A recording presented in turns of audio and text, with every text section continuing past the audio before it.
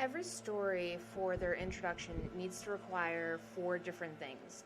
It needs a hook, which will provide information to your reader with something to draw them into this particular essay that you are writing. Then you must require a small summary. We recommend that you do not use more than 2 sentences to create this in order to enhance and achieve your summarizing skills. Then we need a transition into the thesis statement, something else that's going to be able to show our reader your opinion and your ideas as to how this particular story is going to connect to your thesis. And lastly, always your last part is your thesis statement. Again, recommended to be 1 sentence long. Each one is its own sentence. So down here, we have an example of a proper introductory paragraph. And what we'll do is we'll highlight each section so that we're able to identify exactly what our hook is, what our small summary is, our transition into the thesis, and the thesis statement itself. Okay? So if I were to read this, we have every story contains a villain, one who remains evil or barbaric throughout the telling with either purpose or enjoyment. In The Most Dangerous Game by Richard Connell, Connell tells the story of 2 hunters equally matched but with a twist of how and what to hunt.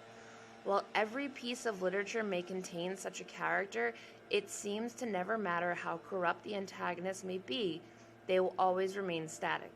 In The Most Dangerous Game, Connell creates General Zaroff to prove the barbaric, insane, and villainous man will never change despite opportunities to potentially do so. So my sections for this, we have our hook,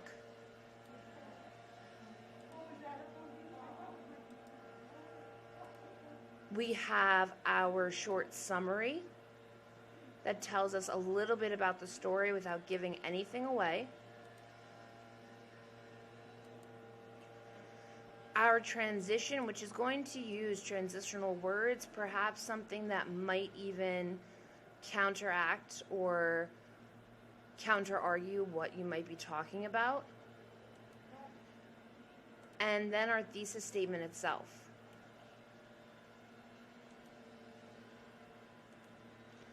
So these are each our sections of our introductory paragraph that we're going to learn to develop a little bit more and a little bit more clearly throughout our writings this year.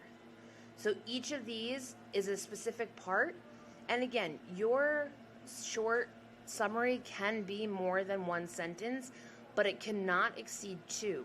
Then at that point, you're giving far too much away.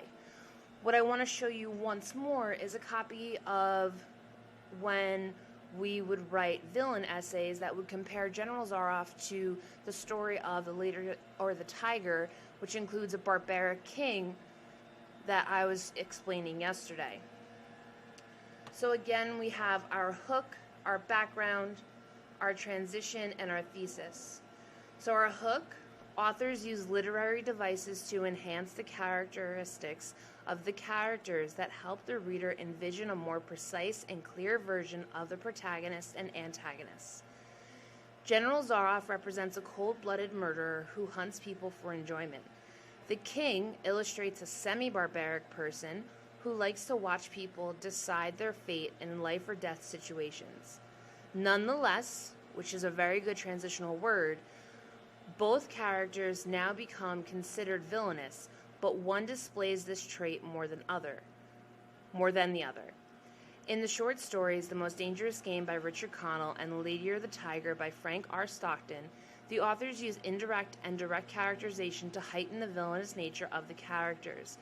In The Lady or the Tiger, Stockton creates the king as the most villainous character using barbaric, imperious, and insane traits and behavior. So if we were to compare 2 particular pieces of literature, this is how we would set up our particular essay for that introductory paragraph.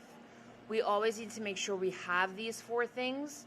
And again, the most difficult that we're probably going to work with are the hook, because we're moving away from questions and quotes to create a hook, and then our transition into our thesis. the transition would include some type of acknowledgement or some type of understanding that even though both of these things, or even though for the most dangerous game, we know exactly what it is that we're talking about, we might be debating on whether or not this is a true statement. That leads into our thesis statement.